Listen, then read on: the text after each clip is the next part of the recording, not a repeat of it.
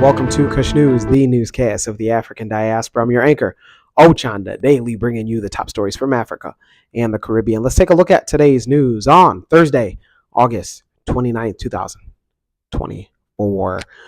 We go to Niger, where they sign an agreement with Nigeria.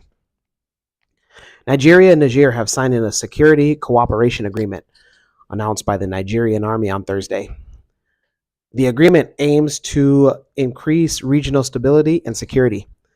The coup in July of 2023, which ousted the president of Niger, Mohamed Bazoum, strained relations between Niger and Nigeria, causing divisions within the economic community of West African states known as ECOWAS.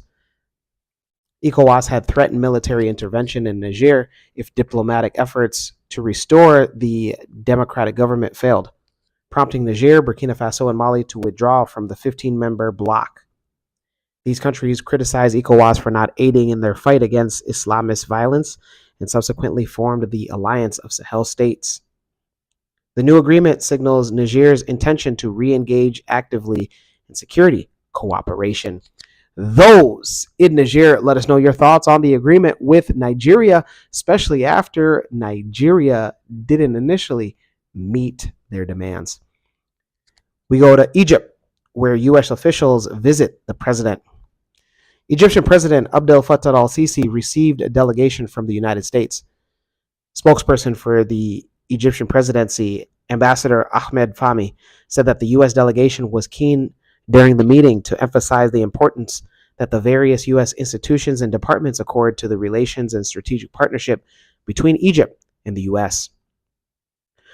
Egyptian President el-Sisi stressed the gravity of escalation and tension in the region due to the ongoing war in the Gaza Strip and affirmed Egypt's keenness to continue its efforts. The president warned in this regard of the extreme danger of the current Israeli escalation in the West Bank, which greatly increases the risk of complicating the regional situation. He stressed for the need to add more efforts to the international community to stop the escalation in the Palestinian territories. The meeting also touched on the situation in Sudan.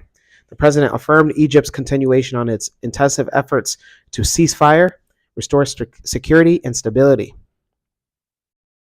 The discussions also addressed the various crises in the region. The Egyptian president's firm position in supporting the nation state, respecting the sovereignty of countries and their territorial integrity. Those in Egypt, let us know your thoughts on the U.S. delegation meeting with your guys' president. Is it too late? Too soon? Let's go to the Caribbean and end it there. We go to Antigua and Barbuda, where they are selling land. Antigua and Barbuda's Land Adjudication Board ended its operations on Wednesday. The development marks a pivotal moment in Barbuda's land ownership structure, which has been historically based on communal ownership. Under this leadership, the board will invite longtime occupants of the land to present their claims for specific needs. A key aspect of this initiative is the change in Barbuda's land ownership laws. While all land in Barbuda has traditionally been perceived to be owned by the people, recent legal challenges now allow for the crown land to be sold in a fee simple to those who have occupied and built homes on those land. In a move aimed at facilitating the transition and acknowledging the historical rights of citizens, residents will now be able to purchase their occupied plots for a fee of $1.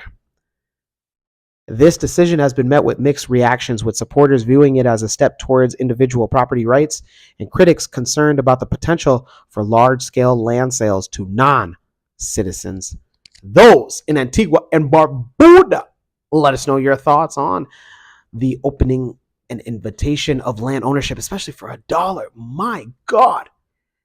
You know, maybe there might be the land of Kush reimagined, huh? When we come back, we'll have today's African proverb of the day. Don't go anywhere.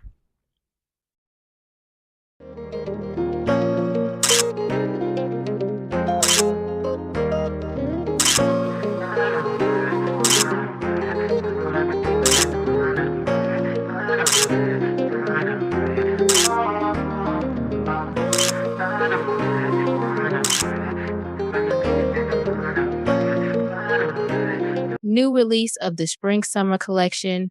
Visit www.mccadero.com. Welcome back. Let's take a look at today's African proverb of the day. And it comes to us from you. That's right. It comes to us from you. Today, we're going to give you a chance. Go ahead in the comments below and tell me your African proverb of the day. It can be from Africa or the Caribbean. And yes, I, using the Kush Convos TV handle, will respond on my best interpretation of your African proverb. That's right. You get the chance to give your favorite African proverb of the day, whether you heard it, you read it, maybe an elder had told you it, or maybe you read it in a book. Let me know. Let me know your interpretation of all of our previous African proverbs of the day, as well as your thoughts, views, questions, comments, and concerns on the top stories. Don't forget to hit that like button. Make it your best friend. For Kush News on Kush Convos TV, I'm Ochanda. We'll see you soon.